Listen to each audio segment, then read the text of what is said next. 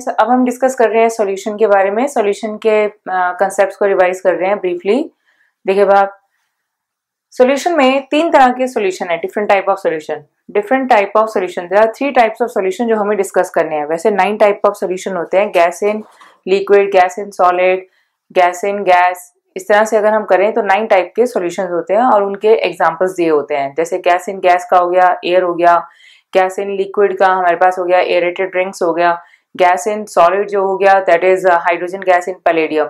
इसी तरह से liquid in liquid, liquid in gas, liquid in solid, फिर आ जाएगा solid in solid, solid in liquid, solid in gas. ऐसे 9 टाइप के सॉल्यूशंस हैं, पर हमें इनके बारे में से इनमें से सिर्फ 3 टाइप के सॉल्यूशंस को स्टडी करना है, that is gas in liquid, liquid in liquid and solid in liquid. In 3 solutions के बारे में स्टडी करना है। सबसे पहले देखो आप, गैस इन लिक्विड सॉल्यूशन के बारे में हमें क्या पढ़ना है? हेनरीज लॉ की solubility of gas in a liquid, हमें इसके बारे में पढ़ना है। Solubility of a gas in the liquid किसके ऊपर डिपेंड करती है, ये हमें किसने बताया? हेनरीज लॉ ने। According to the Henry's law, solubility of a gas in a liquid is directly proportional to the partial pressure of a gas above the liquid. फिर से सुन लो, solubility according to the Henry's law, solubility of a gas in a liquid is directly proportional to the partial pressure of a gas above the liquid, उसके ऊपर depend करती है। और इसका मैथमेटिकल एक्सप्रेशन क्या है? Partial pressure of a gas equal to ये KH Henry's constant है into the mole fraction of the dissolved gas. जैसे गैस और लिक्विड का इक्विलिब्रियम होगा तो जो गैस लिक्विड में डिसॉल्व कर गई वो आपने यहाँ पे मोल फ्रैक्शन लेनी है। मतलब जब आप मोल फ्रैक्शन गैस की लिख रहे हो यहाँ पे, तो इसका मतलब हो जाएगा मोल जो गैस के लिक्विड में डिसॉल्व करे हैं upon mole of gas plus mole of water. ठीक है, ये चीज मतलब वो आपने मोल नहीं लेने हैं गैस के जो अबव द लिक्विड है, और ये partial pressure of a gas above the liquid हो गया और ये हेनरीज कांस्टेंट हो गया। अब मोल फ्रैक्शन जो है वो तो यूनिटलेस टर्म होती है, इसका तो कोई यूनिट नहीं आएगा। आपके पास जो पार्शियल प्रेशर ऑफ गैस का यूनिट होगा वही हेनरीज कांस्टेंट का यूनिट होगा। नेक्स्ट थ्योरेटिकल क्वेश्चन, अगर आपको डिफरेंट गैसेस के लिए हेनरीज कांस्टेंट दिया होगा, जिसका हेनरी कांस्टेंट ज्यादा, इसका मतलब उसकी solubility of the gas in the liquid कम होगी। इसका मतलब वो गैस लिक्विड पे एट ए पर्टिकुलर टेम्परेचर कम डिसॉल्व हुई है। हेनरी कांस्टेंट की वैल्यू ज्यादा तो solubility of a gas in a liquid at a particular temperature less होगी। और ये partial pressure of a gas above the liquid है, और ये प्रेशर जो है वो एटमॉस्फेयर में भी हो सकता है, न्यूटन पर मीटर स्क्वायर में भी हो सकता है, mmHg में भी हो सकता है। इनके बीच में आप रिलेशन जरूर से याद करिएगा। अब यहाँ पे कई बार solubility of a gas in a liquid जो है वो मोलैलिटी की टर्म में दी होती है, पर हमें चाहिए होती है इस फॉर्मूले में मोल फ्रैक्शन। तो आपको इस फॉर्मूले को ध्यान रखना है। मोलैलिटी को मोल फ्रैक्शन में अगर आपको कन्वर्ट करना है तो molality is equal to the mole fraction of the solute. Solute हमारा यहाँ पे हो गया गैस, तो molality is equal to the mole fraction of the gas upon the mole fraction of the water.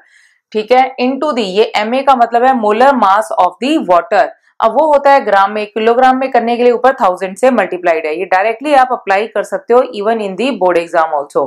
फिर से देखो, मोलैलिटी और मोल फ्रैक्शन में रिलेशन ये कब इस्तेमाल करना है? जैसे अगर उसने पार्शियल प्रेशर ऑफ गैस या हेनरी कांस्टेंट पूछा है और आपको solubility of the gas in the liquid जो है वो मोलैलिटी की टर्म में दे दी, पर हेनरीज लॉ पे आपको क्या चाहिए होता है? आपको मोल फ्रैक्शन चाहिए। तो अगर आपको मोलैलिटी दी है, मोल फ्रैक्शन आपको फाइंड आउट करनी है, तो इसमें XB का मतलब सॉल्यूट है और सॉल्यूट यहाँ पे हमारा गैस हो गया, तो mole fraction of the dissolved gas आ जाएगी यहाँ से अपॉन ये मोल फ्रैक्शन किसकी है? वाटर की। अगर आपको गैस की मोल फ्रैक्शन पता है तो सॉल्वेंट की कैसे निकालोगे? 1 माइनस करके, क्योंकि दोनों की मोल फ्रैक्शन का सम किसके बराबर होता है? 1। XA plus XB equal to 1 हो जाएगा। तो XB बाय XA, MA क्या हो गया? Molar mass of the water हो गया, और वाटर का मोलर मास 18 है। जनरली सॉल्वेंट वाटर ही होता है, पर आप देख लीजिएगा कि सॉल्वेंट कुछ और ना हो। ऊपर 1000 आ गया, तो यहाँ से हमारी mole fraction of the gas आ जाएगी। ये आपको हेनरीज लॉ समझ आ गया, उसका मैथमेटिकल एप्लीकेशन। ठीक है, अब हमने आगे पढ़ना है लिक्विड इन लिक्विड सॉल्यूशन। मतलब इसका कहने का ये हो गया कि सॉल्यूट भी हमारा वॉलेटाइल है और सॉल्वेंट भी वॉलेटाइल है। दोनों कंपोनेंट हमारे क्या है? वॉलेटाइल। सॉल्यूट इन वाटर जैसे जनरली हमने लिया, लिक्विड इन लिक्विड सॉल्यूशन, जो वॉलेटाइल सॉल्यूट डिसॉल्व करा हमने वॉलेटाइल सॉल्वेंट। सॉल्वेंट तो हमने वॉलेटाइल ही लेना है, पर सॉल्यूट नॉन वॉलेटाइल भी हो सकता है, जैसे अगर हम सॉलिड इन लिक्विड लेते हैं। पर लिक्विड इन लिक्विड सॉल्यूशन कहने का मतलब है कि दोनों कंपोनेंट हमने क्या ले लिए? वॉलेटाइल। अब देखिए, अब हमें डिस्कस करना है liquid in liquid solution. Liquid in liquid solution में सॉल्यूट भी वॉलेटाइल है और सॉल्वेंट तो वॉलेटाइल है ही। तो अब इसमें लिक्विड इन लिक्विड सॉल्यूशन कहने का मतलब हो गया volatile solute in volatile solvent. ठीक है, और ये हमने पढ़ना है for the binary solution. Binary solution कहने का मतलब हो गया जिसमें कि दो ही कंपोनेंट है, ए एंड बी, मतलब एक हमारा वॉलेटाइल सॉल्यूट हो गया और एक हमारा वॉलेटाइल सॉल्वेंट हो गया। तो अब अगर लिक्विड कंपोनेंट के प्रेशर, लिक्विड कंपोनेंट की प्रेशर की अगर हमने डिस्कस करना है तो उसके लिए कौन क्या अप्लाई किया जाता है, Raoult's law. According to the Raoult's law, partial pressure of a liquid is equal to the vapour pressure of pure liquid into the mole fraction of a मतलब mole fraction of a liquid. मतलब ये हो गया कि अगर हम जैसे कि मान लो कंटेनर लेते हैं और उसमें दोनों में ही दोनों कंपोनेंट, जैसे ये सॉल्यूशन ले लिया तो इसमें ए और बी है, ए भी वॉलेटाइल है बी भी वॉलेटाइल है। तो अगर मुझे पार्शियल प्रेशर ऑफ ए लेना है, मतलब pressure exerted by A in the presence of B, उसे पार्शियल प्रेशर कहते हैं। और पी नॉट ए कहने का मतलब होता है वेपर प्रेशर ऑफ प्योर ए, मतलब जब बी है ही नहीं। तो वेपर प्रेशर प्योर ए कहने का मतलब हो गया in the vapour pressure exerted by A in the absence of B. तो partial pressure of A according to the Raoult's law किसके बराबर होगा, vapour of pressure of pure A into the mole fraction of A in this liquid solution के बराबर होगा। तो mole fraction of ए का मतलब हो गया फिर से mole of A divided by the total mole, mole of A plus mole of B के बराबर होगा। और इसी तरह से क्योंकि हमारा सॉल्यूट भी वॉलेटाइल है तो पार्शियल प्रेशर बी का जो है this is equal to vapour pressure of pure B, कहने का मतलब जब ए नहीं है, सिर्फ कंटेनर में क्या है, बी ही है, तो vapour pressure of pure B into the mole fraction of the B, मतलब mole of B divided by the total moles. अब अगर टोटल वेपर प्रेशर ऑफ इस सॉल्यूशन का निकालना है, मतलब ए और बी को मिला के, तो आप कहते हो दोनों को ऐड कर दो, partial pressure of A plus B. तो जब आप ए प्लस बी को ऐड करोगे तो सिंप्लीफाई करके आप लिख सकते हो P not A minus P not B into X A plus P not B. आप इसे सिंप्लीफाई कैसे कर सकते हैं, क्योंकि X A plus X B का सम 1 है, तो एक्स बी को आप एक्स ए में कन्वर्ट कर दो, 1 माइनस एक्स ए लिख दोगे, तो सिंप्लीफाई करने पे हमारे पास ये आ जाएगा। ये फॉर्मूला तभी एप्लीकेबल है जब ए और बी दोनों ही लिक्विड हो। तो total pressure of the solution जो है वो P not A minus P not B into X A plus P not be के बराबर होगा। अगर बी हमारा सॉलिड है तो पी नॉट बी 0 हो जाएगा, तो टोटल प्रेशर सिर्फ किसके बराबर होगा, ए के प्रेशर के बराबर, तो P not A into X A आ जाएगा। ये आपका तभी वैलिड है जब ए और बी दोनों ही वॉलेटाइल है, मतलब दोनों लिक्विड है। फिर से देख लो, अगर किसी लिक्विड कंपोनेंट का प्रेशर निकालना है, लिक्विड मिक्सचर के अंदर किसी लिक्विड कंपोनेंट का प्रेशर निकालना है तो रॉल्स लॉ लगाना है। तो पार्शियल प्रेशर ऑफ ए जो है लिक्विड कंपोनेंट है, लिक्विड में है इसके पार्टिकल्स, तो किसके बराबर हो जाएगा, P not A into X A. और partial pressure B P not B X B, अगर ये सॉलिड है तो पार्शियल प्रेशर बी का क्या हो जाएगा, 0 हो जाएगा। क्या आपको रॉल्स लॉ समझ आ गया? इसके ऊपर ग्राफ्स हम अभी इसके बाद डिस्कस करेंगे, फिलहाल हम सिर्फ सभी के फॉर्मूलाज डिस्कस कर रहे हैं। तो पहले आपने हेनरीज लॉ करा, फिर हमने रॉल्स लॉ करा। अब हमने पढ़नी है next type of solution, that is solid in liquid solution. Solid in liquid solution में हमने पढ़ना है कॉलिगेटिव प्रॉपर्टीज, और कॉलिगेटिव प्रॉपर्टीज जो पढ़ी जाती हैं वो फॉर आइडियल सॉल्यूशंस पढ़ी जाती हैं। अब आइडियल सॉल्यूशंस कौन से होते हैं?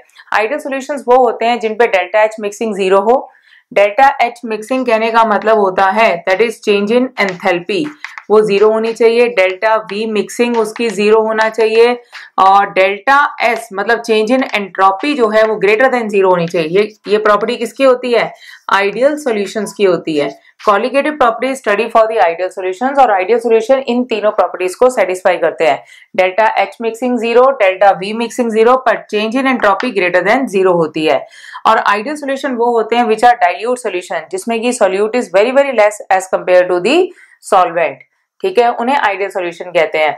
अब कॉलिगेटिव प्रॉपर्टी हमें इनके लिए 4 तरह की है। कॉलिगेटिव प्रॉपर्टीज वो होती है which depends upon the number of solute particles but not on the nature of solute, मतलब वो आयन है या वो पूरा कंपाउंड प्रेजेंट है इस पर डिपेंड नहीं करता। मतलब Na+Cl- they are considered as number of solute particle, ठीक है। ग्लूकोज है, ग्लूकोज आयोनाइज नहीं करता है।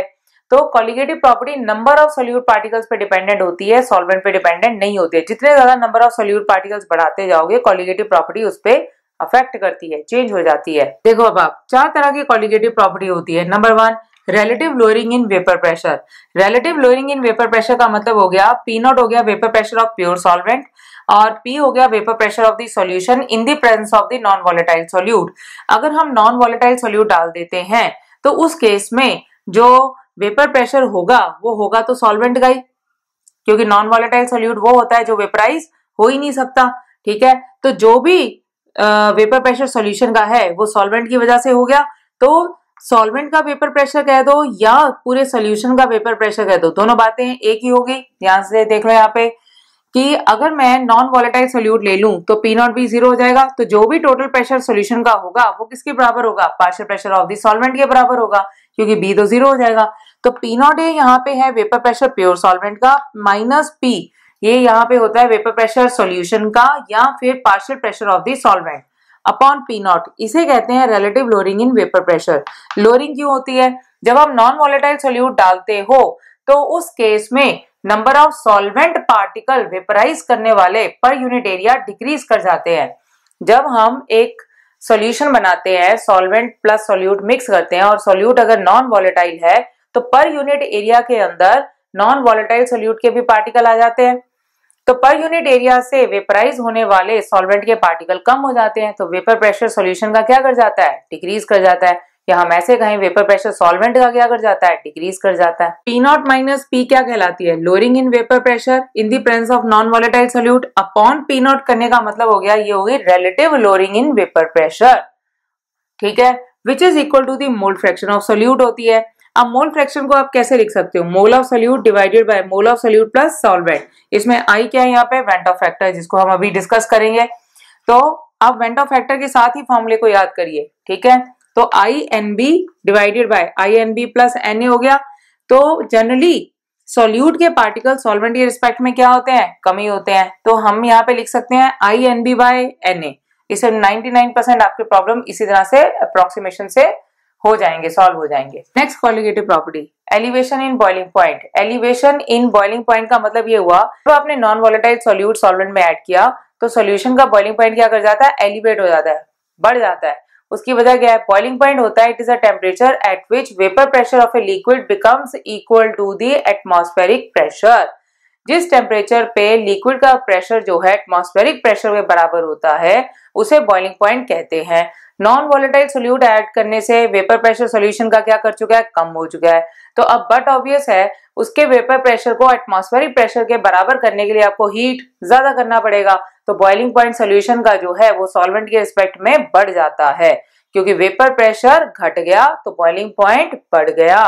तो डेल्टा टीबी क्या होता है, बेसिकली इसको आप लिखते हो टीबी माइनस टीबी नॉट, ऐसे लिखोगे। It is elevation in boiling point TB minus TB naught, which is equal to I kbm, where kb is the molar elevation constant। ठीक है, और इसका यूनिट होता है that is Kelvin per molality। ठीक है, और m यहाँ पे क्या हो गई, मोलालिटी हो गई। मोलालिटी किसके बराबर होती है, mole of solute by the mass of solvent in kg, और I वेंट ऑफ फैक्टर हो गया जो हम अभी पढ़ेंगे। ठीक है, it is the elevation in boiling point. अब ये जो डिफरेंस है, ये जो डिफरेंस इन बॉइलिंग पॉइंट है, ये डिफरेंस आप केल्विन में भी ले सकते हो, डिफरेंस आप डिग्रीज में भी ले सकते हो। तो डेल्टा टीबी किसके बराबर होगी, TB minus TB not, which is equal to I KBM. अगर आपको इसमें टीबी फाइंड आउट करना है तो यहाँ टीबी माइनस टीबी नॉट लिखिए। ठीक है, तो ये सॉल्व करने के बाद अगर टीबी निकालना है तो टीबी नॉट उधर जाके क्या कर जाएगा, ऐड हो जाएगा। वो अगर सॉल्वेंट है, वाटर है, तो उसका बॉइलिंग पॉइंट 100 डिग्री होगा या 373 केल्विन होगा। ये आप याद ही कर लीजिएगा, अगर आपको नहीं भी दिया हुआ है तो पता होना चाहिए। अगर सॉल्वेंट वाटर है तो बॉइलिंग पॉइंट उसका कितना होगा, 100 डिग्री होगा। Next, depression in freezing point. Depression in freezing point आप माइनस डेल्टा TAF जब आप लिखते हो तो इसका मतलब ये हो जाता है कि फ्रीजिंग पॉइंट जो है वो सॉल्यूशन का सॉल्वेंट के रिस्पेक्ट में कम हो गया, मतलब फाइनल फ्रीजिंग पॉइंट जो है वो इनिशियल से कम हो गया। फाइनल मतलब जब हमने सॉल्यूशन बनाया, तब आप इसको लिखोगे कैसे, आप इसको आप लिख सकते हो minus TF minus TF not, ये हमारे पास माइनस डेल्टा TF हो गया। अब आप समझ लो ये फ्रीजिंग पॉइंट सॉल्यूशन का है माइनस फ्रीजिंग पॉइंट सॉल्वेंट। अब फिर से अगर सॉल्वेंट वाटर है तो TF नॉट हमारा कितना हो गया, 0 डिग्री। वाटर का फ्रीजिंग टेम्परेचर कितना होता है, 0 डिग्री होता है। तो minus delta TF equal to I KFM। I van't hoff factor, KF हो गया मोलर डिप्रेशन कांस्टेंट, जिसे क्रायोस्कोपिक कांस्टेंट भी कहते हैं, और M फिर से क्या हो गई, मोलालिटी ऑफ द सॉल्यूशन। ठीक है, फिर से देख लो, फ्रीजिंग पॉइंट सॉल्यूशन का सॉल्वेंट के रिस्पेक्ट में कम हो जाता है। जब हम नॉन वॉलेटाइल सोल्यूट डालते हैं तो वेपर प्रेशर घटता है। ठीक है, अब फ्रीजिंग पॉइंट की डेफिनेशन क्या होती है, it is a temperature at which solid and liquid exist in equilibrium with each other. It is a temperature at which solid और लिक्विड दोनों किसमें एग्जिस्ट करते हैं, इक्विलिब्रियम पे। ठीक है, अब जब हम नॉन वॉलेटाइल सोल्यूट डालते हैं तो वेपर प्रेशर घट गया। अब सॉलिड जो है वो लिक्विड से नीचे एग्जिस्ट करता है, उस सॉलिड का जो वेपर प्रेशर होता है वो लिक्विड से कम होता है। नॉन वॉलेटाइल सोल्यूट डालने से वेपर प्रेशर क्या कर दिया हमने, कम कर दिया। तो बट ऑब्वियस है लो टेम्परेचर पे ही इनका इक्विलिब्रियम आ जाएगा। फिर से देखो, it is a temperature at which the vapour pressure of a liquid becomes equal to the vapour pressure of solid, ये भी एक डेफिनेशन होती है। It is a temperature at which vapour pressure जो लिक्विड का है वो वेपर प्रेशर किसके बराबर हो जाए, सॉलिड के। जब आपने नॉन वॉलेटाइल सोल्यूट डाल दिया तो उस केस में सॉल्यूशन का वेपर प्रेशर क्या कर गया, कम हो गया, और सॉलिड का वेपर प्रेशर लिक्विड से क्या होता है, कम होता है। तो बट ऑब्वियस है लो टेम्परेचर के ऊपर ही इन दोनों का वेपर प्रेशर आपस में क्या हो जाएगा, इक्वल हो जाएगा। तो फ्रीजिंग टेम्परेचर जो सॉल्यूशन का है वो सॉल्वेंट से कम होता है, क्योंकि वेपर प्रेशर जो है वो सॉल्यूशन का सॉल्वेंट के रिस्पेक्ट में क्या हो जाता है, कम हो जाता है। तो लो टेम्परेचर पे ही दोनों का इक्विलिब्रियम आ जाता है। तो TF माइनस TF नॉट हो गया equal to minus delta TF। तो जब आप इसे डिटेल में लिखते हो तो डेल्टा TF हटाओगे तो यहाँ क्या लिख दोगे, TF माइनस TF नॉट, और TF नॉट क्या हो गया, 0 degree for water, I Vento factor, KF molar depression constant हो गया, M मोलैलिटी हो गई। अब ये एक और पॉइंट याद रखो, अगर आपको दो अलग अलग सोल्यूशन दिए हैं, दो अलग अलग सोल्यूशन दिए हैं और दोनों में सॉल्वेंट वाटर है, ठीक, तो अगर दोनों में सॉल्वेंट सेम होता है तो KF और KB की वैल्यू सेम होती है, तो रेशो में कट जाएगी।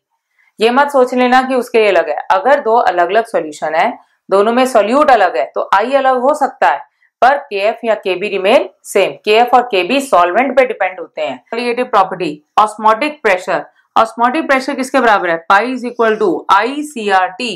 ठीक है, इसमें I फिर से किसके बराबर हो गया, वेंटो फैक्टर, C क्या हो गई, मोलैरिटी, और मोलैरिटी किसके बराबर हो गई, mole of solute by the volume of solution in the litres, और R गैस कांस्टेंट हो गया, T टेम्परेचर इन केल्विन हो गया। ऑस्मोटिक प्रेशर होता क्या है, ऑस्मोटिक प्रेशर ये होता है कि जब हम दो सॉल्यूशंस को या फिर अगर एक सॉल्वेंट और एक सॉल्यूशन को सेमी परमिएबल मेम्ब्रेन से सेपरेट करते हैं, एक सॉल्वेंट ले लिया, एक सॉल्यूशन ले लिया और उसको हमने सेमी परमिएबल मेम्ब्रेन से सेपरेट किया, तो the flow of solvent particle from high pressure to the low pressure is known as the osmosis. The flow of solvent particle from high pressure to low pressure is known as osmosis. मतलब high pressure किसका, solvent का, और solvent का pressure किधर ज्यादा होगा, जहां pure solvent है, और सॉल्यूशन की तरफ सॉल्वेंट पार्टिकल कम होते हैं तो वहां पे प्रेशर क्या हो जाएगा, कम हो जाएगा। अब इस फ्लो को स्टॉप करने के लिए towards the solution side external pressure apply किया जाता है। That external pressure which is applied on the solution side to stop the flow of solvent particle is known as the osmotic pressure. The external pressure which is applied on the solution side to stop the flow of solvent particle from solvent to solution side is known as the osmotic pressure. तो osmotic pressure basically external pressure होता है जो हमने solution side पे apply करा है so that कि solvent particle solution side पे flow ना करे। ठीक है, at osmotic pressure solvent particle किसी भी साइड पे फ्लो करता नहीं है, पर अगर आप ऑस्मोटिक प्रेशर से ज्यादा प्रेशर अगर आप अप्लाई कर दोगे तो रिवर्स ऑस्मोसिस शुरू हो जाता है, मतलब सॉल्वेंट के पार्टिकल सॉल्यूशन से सॉल्वेंट की तरफ मूव करना शुरू कर देते हैं। तो ये ऑस्मोटिक प्रेशर है। At osmotic pressure no flow of solvent particle takes place to either side, pi is equal to ICRT। C इसमें मोलैरिटी है, मोल पर लीटर में। ठीक, अब R की वैल्यू आपको क्या रखनी चाहिए, 0.082। क्यों, क्योंकि 0.082 जब आप लेते हो तो उसमें उसका यूनिट होता है litre atmosphere by mole kelvin. Litre atmosphere मतलब मोलैरिटी में भी मोल पर लीटर था तो R में भी लीटर ही होना चाहिए, तो इसमें atmosphere litre by mole kelvin हो जाएगा। तो 0.082 इस्तेमाल करनी है, और टेम्परेचर तो लेना ही केल्विन में है। इससे ऑस्मोटिक प्रेशर का यूनिट क्या आएगा, इसे आएगा यूनिट एटमॉस्फेयर, लेकिन अगर आपको न्यूटन पर मीटर स्क्वायर या पास्कल में कन्वर्ट करना है तो बाद में कन्वर्ट कर दो। ठीक है, और आपको रिलेशन पता ही है कि 1 atmosphere equal to 1.01 into 10⁵ newton per metre square या पास्कल के बराबर होता है। ठीक है, बाद में कर दो। अगर आपको osmotic pressure already Newton per metre square में दिया है तो आपको लगे कि R 8.314 इस्तेमाल करना है। अगर आप 8.314 इस्तेमाल करते हो तो ये मोलैरिटी मोल पर लीटर होती है, तो लीटर को मीटर क्यूब में कन्वर्ट करने के लिए 10⁻³ का फैक्टर नीचे लगाओ, मतलब ऊपर आप 8.314 इंटू 10⁻³ करो, तब आप यूज कर सकते हो। ठीक है, फिर से देख लो, अगर ऑस्मोटिक प्रेशर है न्यूटन पर मीटर स्क्वायर में, तब आपको यहाँ पे मोलैरिटी रखी, आर की वैल्यू 8.314 इंटू 10⁻³ 10⁻³ आपने क्यों लगाया, क्योंकि आपने लीटर को किस में कन्वर्ट करा, मीटर क्यूब में। समझ आ गई बात, नहीं तो गलत हो जाएगा ये, और टेम्परेचर केल्विन में आ जाएगा। तो ये आपकी कॉलिगेटिव प्रॉपर्टीज हो गई। ठीक है, और ये 3 तरह के सॉल्यूशंस हो गए। फिर से देख लो, gas in liquid, liquid in liquid, solid in liquid. Gas in liquid के लिए Henry's law, liquid in liquid के लिए रॉल्स लॉ हमने अप्लाई करा, सॉलिड इन लिक्विड के लिए कॉलिगेटिव प्रॉपर्टी, और कॉलिगेटिव प्रॉपर्टी के ये 4 फॉर्मूले आपको याद रखने हैं। अब आप देखिए, हम ग्राफ डिस्कस कर रहे हैं इन तीनों के ऊपर। 3 बेसिकली कौन कौन से हैं? एक तो हमें डिस्कस करना है रॉल्स लॉ के ऊपर ग्राफ, दूसरा हमें डिस्कस करना है elevation in boiling point and the depression in freezing point. ये ग्राफ भी काफी इंपॉर्टेंट है इस चैप्टर में। सबसे पहले हम रॉल्स लॉ में डिस्कस करते हैं लिक्विड इन लिक्विड सोल्यूशन पे। इस एक ग्राफ में 3 ग्राफ है, इसे एक एक करके डिस्कस करते हैं। मान लो ये y एक्सिस जो है ये PA वर्सेस XA का है, तो उसकी इस इक्वेशन पे ध्यान दो, PA is equal to XA into P not A। तो ये ग्राफ बिल्कुल वैसे ही नहीं हो गया, y equal to mx ma into x। ठीक है, तो पार्शियल प्रेशर A का इधर की तरफ मोल फ्रैक्शन A की बढ़ रही है, तो यहाँ पे ओरिजिन पे मोल फ्रैक्शन A की क्या होगी, 0 होगी। बाकी आप सारी बातों को भूल जाओ। तो x से 0 है, तो ये ग्राफ क्या हो जाएगा, स्ट्रेट लाइन हो गया। तो PA वर्सेस XA का जो ग्राफ है ये क्या हो गया, straight line, y equal to mx का ग्राफ, जिसकी स्लोप बेसिकली क्या होगी, mole fraction of the A। ठीक, अब आप इधर की तरफ फिर से देखो, यहाँ पे भी एक y एक्सिस मान लो। ठीक है, अगर मोल फ्रैक्शन A की देखो आप, मैक्सिमम वैल्यू A की मोल फ्रैक्शन कितनी हो सकती है, 1 हो सकती है। ठीक है, तो यहाँ पे मान लीजिए ये y एक्सिस आपने जहां पे माना, जहां पे ये वाली वैल्यू है, ये मोल फ्रैक्शन A की कितनी हो जाएगी, 1 हो जाएगी। तो अगर आप इस पॉइंट को इधर y एक्सिस की तरफ एक्सटेंड करोगे तो आपको P नॉट A की वैल्यू मिल जाएगी। तो ये जो P नॉट A की वैल्यू है, यहाँ से आप लाइन को ऐसे इमेजिनरी लाइन से ऐसे जोड़ लो, तो ये वाली वैल्यू आपको कौन सी मिल जाएगी, P नॉट A की वैल्यू मिल जाएगी। यहाँ पे XA कितना है, 1 है। XA 1 होने का मतलब है, मोल फ्रैक्शन A 1 होने का मतलब है कि B है ही नहीं। XA किसके बराबर होगा, mole of A divided by mole A plus B। अगर मोल B का 0 होगा तभी तो XA कितना आएगा, 1 आएगा। और XA 1 होने का मतलब है कि सोल्यूट नहीं प्रेजेंट है, तो उस टाइम पे यहाँ पे जो भी प्रेशर होगा वो that is the vapour pressure of the pure solvent. तो इसको आप इधर की तरफ y एक्सिस पे एक्सटेंड करके आपको P नॉट A की वैल्यू मिल सकती है। ठीक, अब आप देखो ना पे नेक्स्ट पॉइंट, अब आप नेक्स्ट पॉइंट देखो यहाँ पे। नेक्स्ट पॉइंट किस तरह से है, अब मान लीजिए कि ये जो y एक्सिस है ये पार्शियल प्रेशर B का है, तो अगर ये पार्शियल प्रेशर B है, इधर की तरफ हम मान लो XB है, मोल फ्रैक्शन बढ़ रही है। ठीक है, तो अगर यहाँ पे XA 1 है तो XB इस ओरिजिन पे क्या हो गया, 0। अगर मोल फ्रैक्शन A की 1 हो जाएगी तो XB की क्या हो जाएगी, 0 हो जाएगी। तो अगर हमने यहाँ पे partial pressure B y axis ले लिया तो यहाँ पे XB ले ली। ठीक है, अगर इधर XA बढ़ रही है तो XB कम हो रही थी, और इधर की तरफ मोल फ्रैक्शन B की क्या करेगी, अब बढ़ेगी। 0 से ये मैक्सिमम कहां तक जाएगी, 1 तक। अब आप इस इक्वेशन पे फोकस करो, किस इक्वेशन पे, partial pressure B is equal to XB into the P not B। इस इक्वेशन पे आप फोकस करो। ठीक है, अब फिर से ये बिल्कुल वैसी इक्वेशन नहीं है, y इक्वल टू mx की, तो यहाँ पर ये ग्राफ यहां तक गया। अब मैक्सिमम वैल्यू PB की, मैक्सिमम वैल्यू इसकी XB की कितनी हो सकती है, 1 हो सकती है। ये 0 से शुरू हुआ, मैक्सिमम कितना जाएगा, 1। जहां पे XB की वैल्यू 1 आ गई, यहाँ पे 1 पे, ये वाली जब आपने y एक्सिस पे पॉइंट मिलाया, यहां से आप इमेजिनरी लाइन जब आप लेके जाओगे यहाँ पर, तो ये जो प्रेशर आपको मिलेगा ये बेसिकली कहां पे कौन सा मिलेगा, P नॉट B। आपको समझ आ गया, ये PA का ग्राफ हो गया, ये PB का ग्राफ हो गया। ठीक है, दोनों की इक्वेशन कौन सी हो गई, y इक्वल टू mx की हो गई। अब तीसरा ग्राफ, तीसरा ग्राफ इसमें है P total versus XA, P total versus XA। ये ग्राफ किसके ऊपर बेस्ड है, ये इस इक्वेशन पे बेस्ड है, इस वाली पे। P total is equal to, मैं इसे हटा रही हूँ, आप P total is equal to किसके बराबर है, P not A minus P not B। ये P नॉट B है into XA plus P not B। P total equal to P not A minus P not B into XA plus P not B के बराबर है। अब इसमें XA हमारा क्या हो गया, X एक्सिस। ठीक है, तो x का मल्टीपल स्लोप, तो ये क्या हो गई, इंटरसेप्ट c, तो y equal to mx plus c की इक्वेशन हो गई। तो जब हमारे पास x से 0 है, मतलब x 0 है, यहाँ पे x 0 है तो y की वैल्यू किसके बराबर आएगी, c के। यहाँ से लेके यहाँ तक की जो वैल्यू है ये बेसिकली हमारी किसके बराबर हो जाएगी, p नॉट b के, जो कि हमें दिख ही रहा है। ठीक है, अब इसकी स्लोप किसके बराबर है, स्लोप हमारे पास हो गई p not a minus p not b के बराबर हो गई। ठीक है, तो ये वाली जो इक्वेशन है, ये वाली, यहाँ पे देखिए मैक्सिमम वैल्यू यहाँ पे कितनी जाएगी, अगर xa की वैल्यू 1 हो जाती है, मैक्सिमम वैल्यू xa 0 से लेके मैक्सिमम कितना जाएगा 1 तक। अगर xa की वैल्यू 1 होती है, पुट करके आप देखिए यहाँ पे p नॉट b से p नॉट b कट गया तो मैक्सिमम वैल्यू इसकी कहां तक जाएगी, p नॉट a तक। देखो यहाँ पे ये वाला पॉइंट जो है ये वैल्यू किसकी है, p नॉट a की, यानी कि p नॉट b से शुरू हुआ था और ये मैक्सिमम वैल्यू कहां तक जाएगा, p नॉट a तक जाएगा। और बीच में ये क्या हो जाएगी, इसकी स्लोप, स्लोप कितनी हो जाएगी, p not a minus p not b, sorry ये p नॉट b है, तो स्लोप इसकी किसके बराबर हो जाएगी, p not a minus p not b। फिर से देख लो यहाँ पे। ठीक है, तो ये ग्राफ यहाँ पे देखो, यहाँ पे कैसे शुरू होगा, y equal to mx plus c का ग्राफ है, ये हमारा x एक्सिस हो गया, x एक्सिस यहाँ पे, बाकी सारी चीजें भूल जाओ आप, सोचो ये p टोटल वर्सेस xa है, p टोटल वर्सेस xa, तो xa यहाँ पे हमारा x एक्सिस हो गया, ये उसकी स्लोप हो गई प्लस p नॉट b।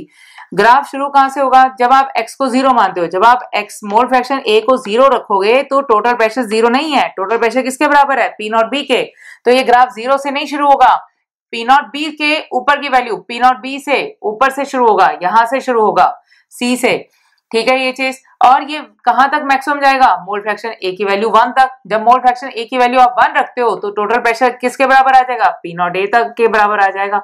तो यहां से शुरू होके ये ग्राफ कहां तक जाएगा, यहां तक जाएगा।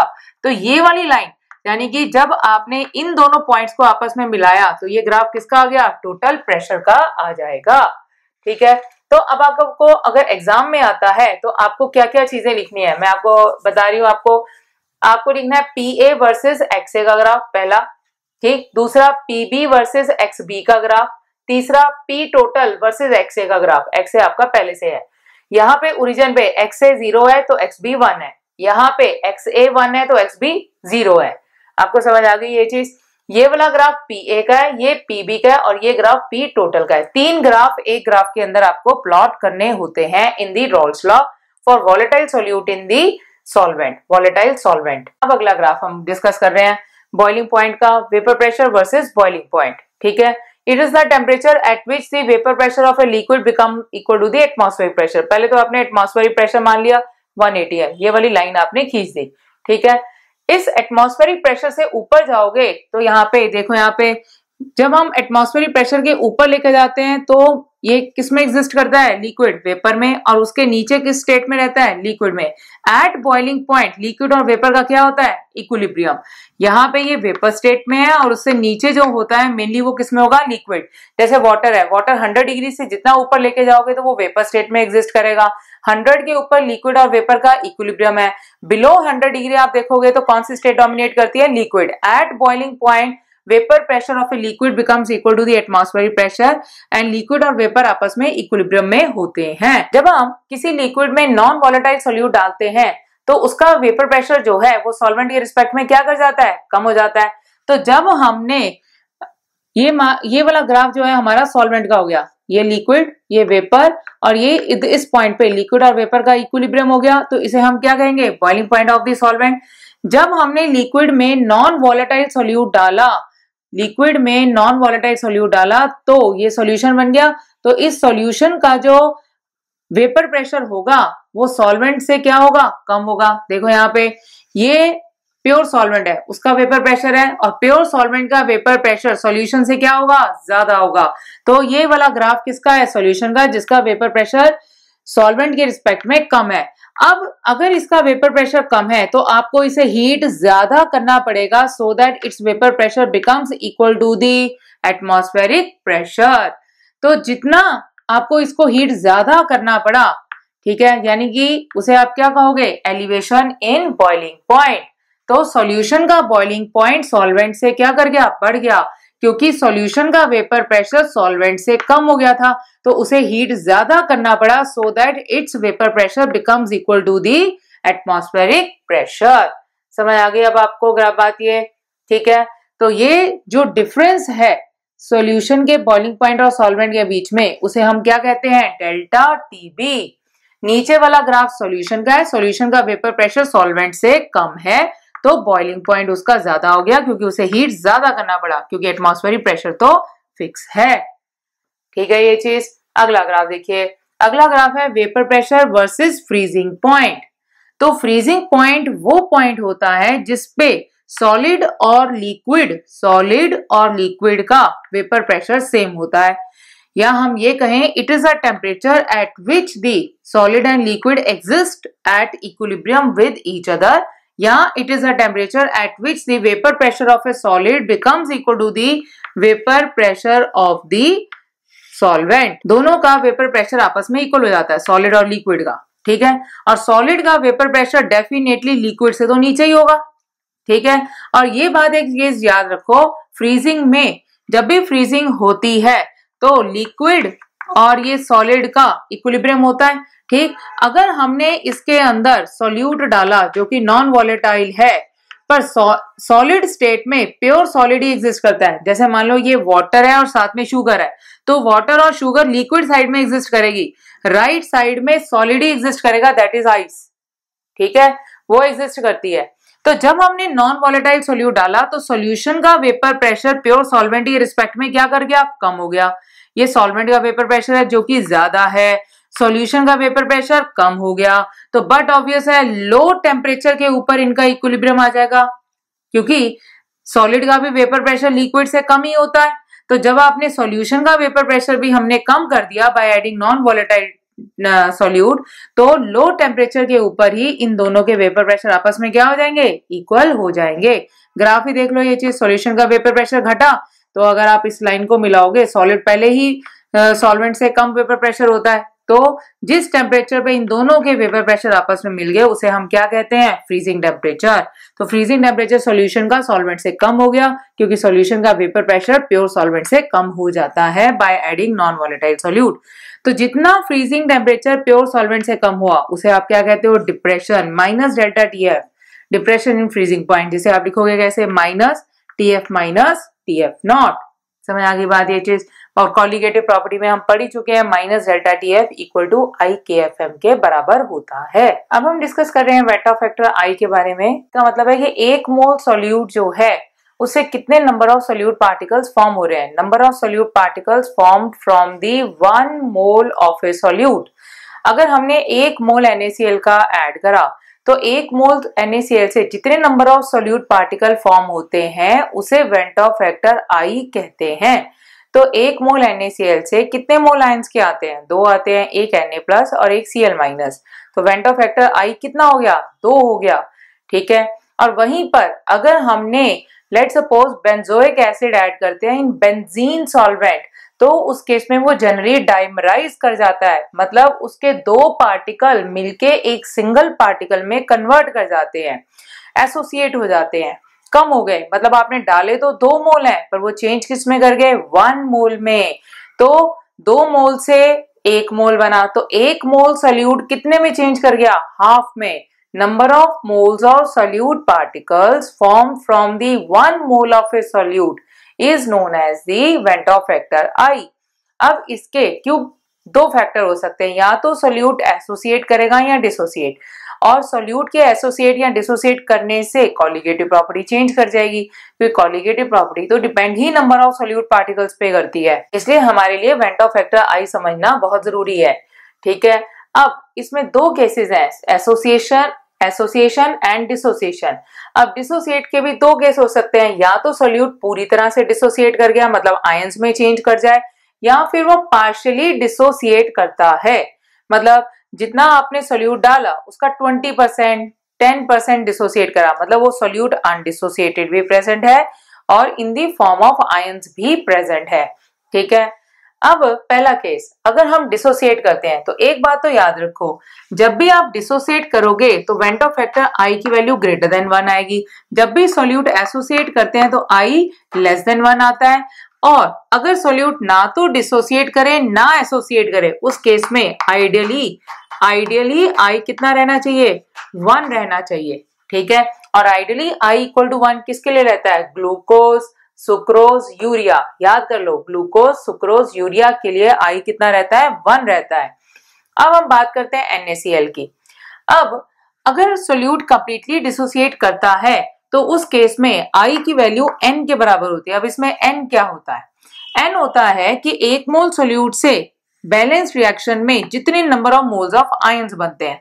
जैसे आपको पता ही है NaCl से 1 मोल से कितने मोल आएंगे? 2 मोल। तो यहाँ पे N का मतलब यही होता है जितने number of moles of ions formed from the 1 mole of solute, that is N। तो NaCl का I कितना हो गया? 2। CaCl2 में 1 मोल से कितने आयंस आते हैं? 3 आते हैं। तो I इसका कितना हो जाएगा? 3। ऐसे आप ओरली भी कैलकुलेट कर सकते हो, खास करके कोऑर्डिनेशन कंपाउंड K4FeCN6। अब इसमें देखो, खुद कैलकुलेट करो। अब हमें पता है ये स्क्वायर ब्रैकेट, ये कॉम्प्लेक्स आयन है, तो कॉम्प्लेक्स के अंदर का पार्ट आयनाइजेबल होता नहीं है। तो इसमें I कितना होगा? इसका 5 होगा। 4 तो K प्लस आयन आएंगे, 4 इसके क्या आएंगे? K प्लस आयन, और एक ये कॉम्प्लेक्स आयन, तो इसका I कितना हो जाएगा? 5 हो जाएगा। 1 मोल से 5 मोल आयंस आएंगे अगर ये कंप्लीटली डिसोसिएट करता है। अब पार्शियल डिसोसिएशन की बात करते हैं, जब सोल्यूट पूरा डिसोसिएट करा ही नहीं, जिसका कि बहुत कॉमन एग्जांपल कौन सा है? Acetic acid. Let's suppose acetic acid जो है 20% डिसोसिएट करा, ठीक है। तो अब इस पे फॉर्मूला क्या लगेगा? इस केस में लगेगा 1 प्लस अल्फा इंटू N-1। इसमें N का मतलब वही है, सेम, कि बैलेंस रिएक्शन में 1 मोल सोल्यूट से जितने मोल आयंस आते हैं। जैसे एसिटिक एसिड का जब भी आप रिएक्शन लिखोगे तो 2 आयन आएंगे, एक एसिटेट आयन और एक H आयन। तो N की वैल्यू 2, ये तो फिक्स हो गई, ठीक है। अब अल्फा वेरी करेगा, एसिडिक वो 20% भी डिसोसिएट कर सकता है, 30% भी, 10% भी। अगर 20% है तो अल्फा कितना आ जाएगा? 20/100, 0.2 परसेंटेज में जब भी दिया हो तो उसे अल्फा में चेंज करना है तो डिवाइड बाय 100 करो आप। तो 20/0.2 आ गया 20/100 करने पे। तो आई का फॉर्मूला क्या हो गया? 1 प्लस अल्फा इंटू N-1। तो आई आ गया हमारे पास 1.2। समझ आ गई बात? अच्छा, एसिटिक एसिड के लिए एक और क्वेश्चन भी आ जाता है, आयनाइजेशन कांस्टेंट Ka का फॉर्मूला याद कर लो, C alpha square by 1 minus alpha. Derive करने की जरूरत नहीं है, डायरेक्टली यूज करना।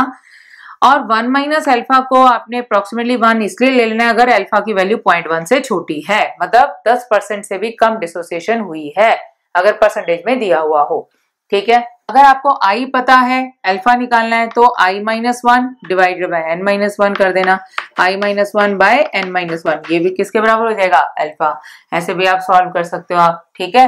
अल्फा यहाँ से फाइंड आउट कर लिया, फिर Ka फाइंड आउट कर लिया, ionisation constant of an acid, ठीक है। ये भी बड़े अच्छे क्वेश्चंस पूछे जाते हैं। अब इसमें C क्या होती है? C मोलैरिटी होती है, पर अगर आपको मोलैलिटी दी हुई है तो अज्यूम कर लो molality approximately equal to the molarity, क्योंकि उसने कन्वर्ट करने के लिए अगर कुछ भी दिया हुआ नहीं है।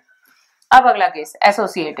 अगर सोल्यूट एसोसिएट करता है, मतलब जितने पार्टिकल आपने डाले हैं उससे वो कम कर गया, वो आपस में जुड़ गए, ऐसा केस जनरली पॉलीमराइजेशन में होता है। पॉलीथीन बन गया, आपने इथीन के अलग अलग आपने 1000 पार्टिकल्स डाले, वो पॉलीथीन एक सिंगल चेन में कन्वर्ट कर गई, तो वो एक सिंगल मॉलिक्यूल माना जाएगा, ठीक है। तो इसमें जैसे एग्जांपल आपने लिखा कि कंप्लीट एसोसिएट कर गया, जैसे डाइमराइज करना, डाइमराइज करने का मतलब होता है 2 मोल मिलके एक सिंगल मॉलिक्यूल में कन्वर्ट हो जाते हैं। तो आई का मतलब क्या होता है कि 2 मोल से 1 मोल, तो 1 मोल सोल्यूट से कितने नंबर ऑफ पार्टिकल बने? 1/2, तो आई हो गया 1/2।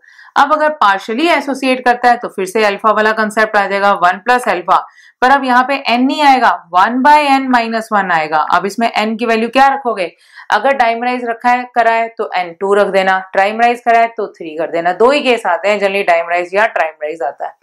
तो ये हो जाएगा 1/2 माइनस 1। अल्फा जितनी परसेंटेज ऑफ एसोसिएशन है, अगर 20% है तो अल्फा 0.2 हो जाएगा। तो अल्फा रखना है आपको, परसेंटेज को अल्फा में कन्वर्ट करना है बाय डिवाइडिंग विद दी 100, ठीक है। तो जैसे अब अगर अल्फा पार्शियली एसोसिएट करा है तो डेफिनेटली इक्विलिब्रियम आएगा, तो 2A in equilibrium with A2।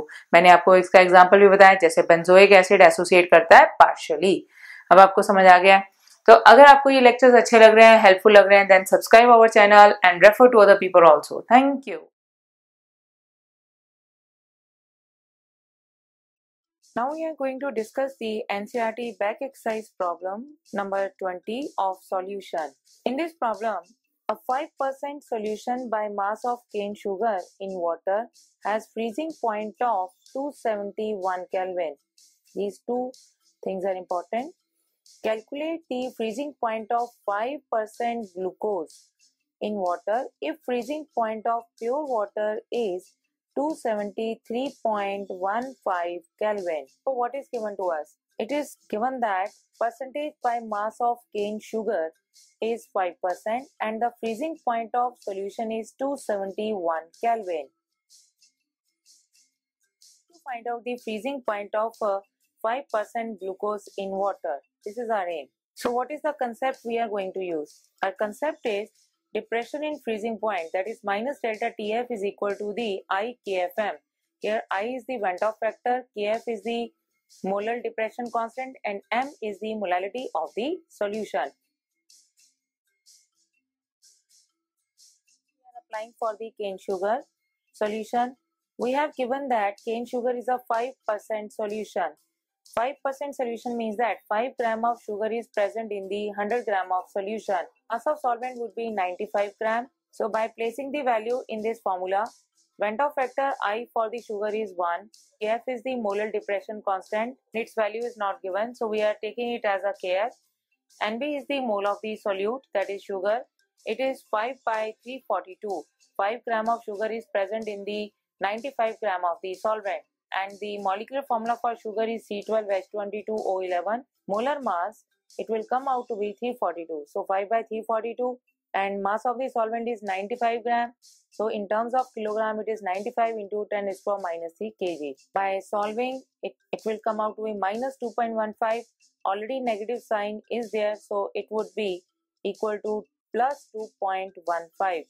which is equal to Kf into 5 by 342 into 95 into 10 is to power minus 3. Solution, it is minus delta TF equal to IKFM, same formula we are applying. Glucose molecular formula is C6H12O6 and its molar mass is 180. So by placing the value, firstly we are calculating minus delta TF for the glucose and then we will change it into the freezing point of the glucose. So minus delta TF again equal to Kf into M. I for the glucose is 1. Kf it is not given and the solvent is water. It will remain same. In the ratio, it will cancel out.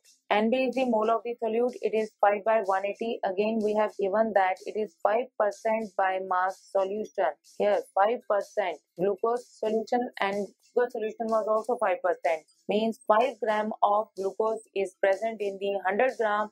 So the mass of solvent would be 95 gram. In terms of kilogram, it is 95 into 10 is to minus 3. This is our first equation, that is 2.15 equal to Kf into 5 by 342 into 95 10 to minus 3. And this is our second equation, that is minus delta Tf equal to Kf into 5 by 180 into 95 into 10 is to minus 3. This is for the sucrose and this is for the glucose. 2 divided by 1. We will get minus delta TF by 2.15, which is equal to 342 by 180. Value of minus delta TF is equal to 4.085. Minus delta TF can be written as TF minus TF naught.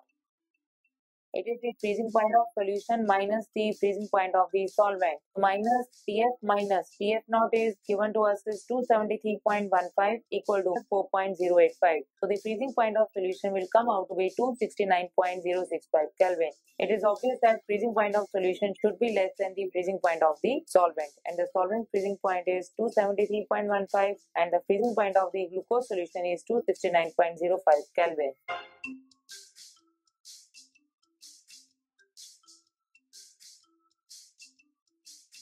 Hello everyone, now I am going to discuss the NCERT back exercise problem of solution. And the problem is 19.5 gram of fluoroacetic acid is dissolved in 500 gram of water. The depression in the freezing point of water observed is 1 degree C. Calculate the Vent-Off factor and dissociation constant of fluoroacetic acid. And the Kf for water is 1.86 Kelvin kilogram per mole. Firstly, we are writing what is given to us.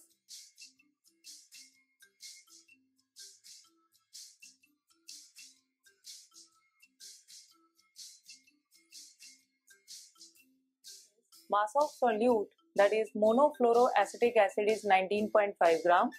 Mass of solvent, that is water, 500 gram, that is 0.5 kg. Depression in freezing point is 1 degree C. and the Kf molar depression constant for water is 1.86 Kelvin kilogram per mole. And our aim is to find out the Ventov factor I. To find out the Ventov factor I and the ionization constant of the fluoroacetic acid. So what is the concept which we are going to use? It is depression in freezing point delta Tf minus delta Tf, which is equal to I Kfm. Kf is 1.86. It is already given to us. We need to find out the molality. Molality is mole of solute by the mass of solvent, and mole of solute can be calculated by given mass by the molar mass, and the mass of the solute is 19.5 gram, and the molar mass of the fluoroacetic acid is 78 gram, and the mass of the solvent is 0.5 kg. It was 500 gram. In case of molality, we need to take the mass of solvent in the units of kilogram. So molality will come out to be 0.5 mole kg inverse. This is the molality. So we have molality, we have Kf, and depression in freezing point is 1 degree C. It is 1 degree C. So depression in freezing point, it is difference in the temperature. So we can take either in the units of the centigrade or in the units of the Kelvin. Either way the value will come out to be same. So we can find out from here, we can find out the Ventov factor I. Is 1.0753. So we have calculated the Ventov factor I. This was our first aim, to find out the Ventov factor I. The aim is to find out the ionization constant of the acid. So we need to find out the Ka. Now we know that when solute ionizes partially, then Ventov factor I can be written as, it is 1 plus alpha into n minus 1. Here n is the number of ions given by the 1 mole of solute, and fluoroacetic acid on ionization gives the 2 ions. So these are the 2 ions given by the 1 mole of solute. So the value of n here is 2. Now we should know the value of alpha.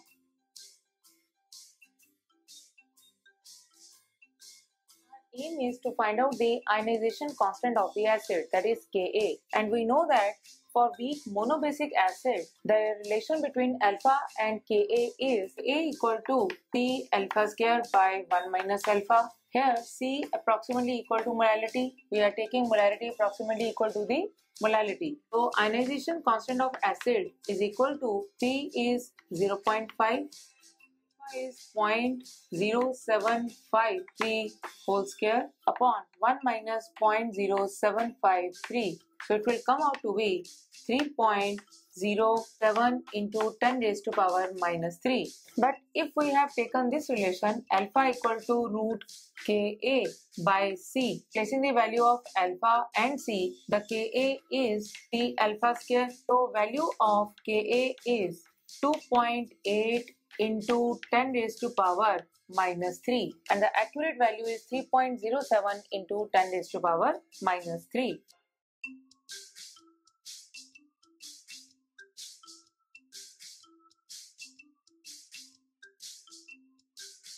Now we are going to discuss the NCERT back exercise problem 35 of solution. It is Henry's law constant for the molality of methane in benzene at 298 Kelvin is 4.27 into 10 raised to power 5 mm of Hg millimeter mercury. Calculate the solubility of methane in benzene at 298 Kelvin under 760 mm Hg. So our aim is to find out the solubility of the methane gas in the benzene solvent. Here we are going to find out the solubility of gas in a liquid. So for that we use the Henry's law. Henry's law is used to find out the solubility of a gas in a liquid. Firstly, we are writing what is given to us. Henry's constant 4.27 into 10 raised to 5 millimeter mercury, and partial pressure of the gas above the liquid, that is partial pressure of the methane gas above the liquid, is 760 millimeter of mercury. And what is our aim? Our aim is to find out the solubility of the gas in the benzene solvent. And solubility of gas means we need to find out the mole fraction of the dissolved gas. Now for this we are going to use the Henry's law. Henry's law is used to find out the solubility of a gas in the liquid, and the law is partial pressure of a gas above the liquid is equal to the Henry's constant into the mole fraction of the dissolved gas. Henry's constant 4.27 into 10 raised to the power 5 mmHg. It is already given to us. Now we need to find out the mole fraction of the dissolved gas, and the partial pressure of the gas above the liquid is 760 mmHg.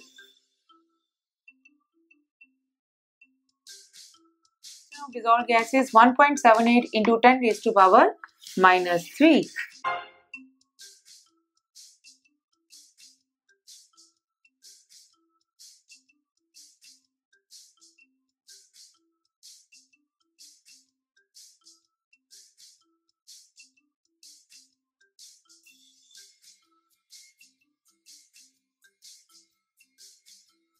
We are discussing what is given to us. Total air pressure above the liquid is 10 atm. Percentage by volume of oxygen in the air is 20% by volume. Percentage by volume of nitrogen in the air is 79%. Henry constant for the oxygen is 3.3 into 10 raised to power 7 mm, and Henry constant for nitrogen is 6.51 into 10 raised to power 7 mm. And our aim is to find out the composition of dissolved gases, that is composition of nitrogen and oxygen in the water.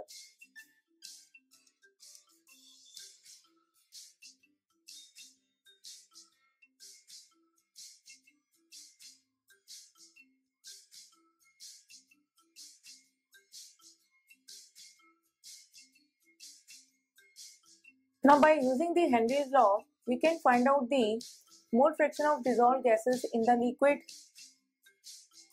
To find out the solubility of these gases in the liquid at the stage of the equilibrium. These are the two different type of gases, that is, one is nitrogen, another one is oxygen. These are the two types of particles of the gases, and we need to find out the solubility of these gases in water at the stage of the equilibrium. For this we are going to use the Henry's law. Henry's law, partial pressure of a gas is equal to the Henry's constant into the mole fraction of the dissolved gas. Yes, we need to have a partial pressure of a gas above the liquid, and we can find out the mole fraction of the dissolved gas. Greater the partial pressure of the gas above the liquid, greater the mole fraction of the dissolved gas. Now, to find out the partial pressure of the gas above the liquid, we are going to use the Dalton's law. According to the Dalton's law, partial pressure of nitrogen, it is equal to the total pressure into the mole fraction of the nitrogen in the gaseous mixture. So we are taking this to be the gas mixture of the nitrogen and oxygen. So here we are taking the mole fraction of nitrogen to be the 0.79.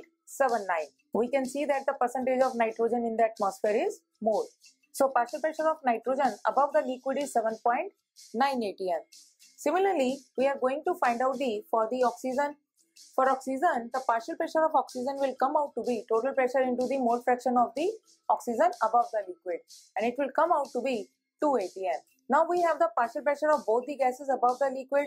Now we can find out the mole fraction of these gases in the liquid, that is water, by using the Henry's law. Above the liquid, partial pressure of gas, above the liquid, we have used the Dalton's law of partial pressure.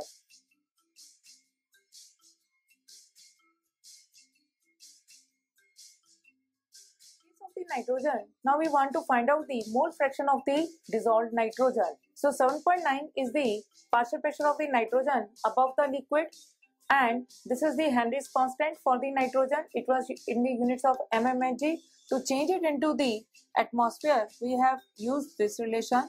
1 atm is equal to 760 mm. So 1 mm equal to 1 upon 760 atm. So this is the relation which we have used to convert the millimeter of mercury mmHg into the atm. So mole fraction of the dissolved nitrogen will come out to be 9.22 into 10 raised to power minus 5. Now similarly, we are going to apply the Henry's law for the oxygen to find out the mole fraction of the dissolved oxygen in the liquid.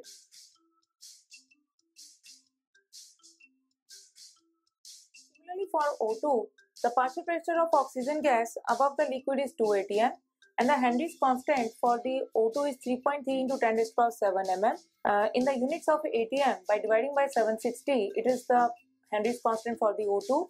So this is the mole fraction of the dissolved oxygen, which is definitely less than the mole fraction of the nitrogen. Mole fraction of the nitrogen was 9.22 into 10 raised to power minus 5. So greater the partial pressure of the gas above the liquid, greater the solubility of the gas.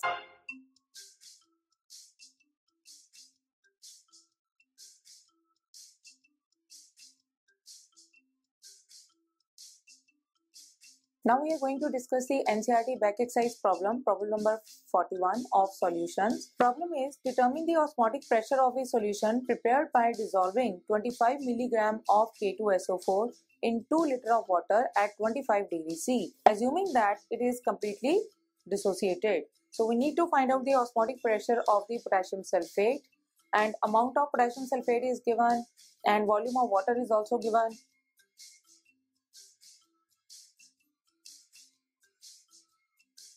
Given to us, it is the amount of potassium sulfate. It is 25 milligram, that is 25 into 10 raised to the minus 3 gram. Volume of the solution is 2 liter. Temperature is 25 degrees C, that is 298 Kelvin. And our aim is to find out the osmotic pressure of the solution.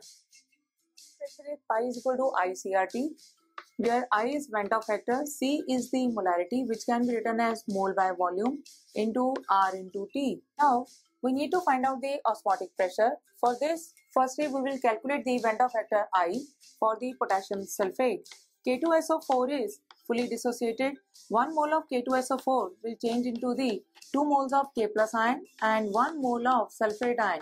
So 1 mole is changing into the 3 moles of the solute. So Ventov factor I is P for the potassium sulfate. Number of moles of solute formed from the 1 mole of solute is known as the Ventov factor. 1 mole solute से जितने number of moles of solute solution में आते हैं उन्हें हम Ventov factor कहते हैं. So I value for the K2SO4 is 3. In the values of other things also, osmotic pressure can be calculated. So by simplifying, we can find out the value of osmotic pressure. Here 174 is the molar mass of the potassium sulfate. Simplifying this value, pi will come out to be 5.27 into 10 raised to the power minus 3 atm.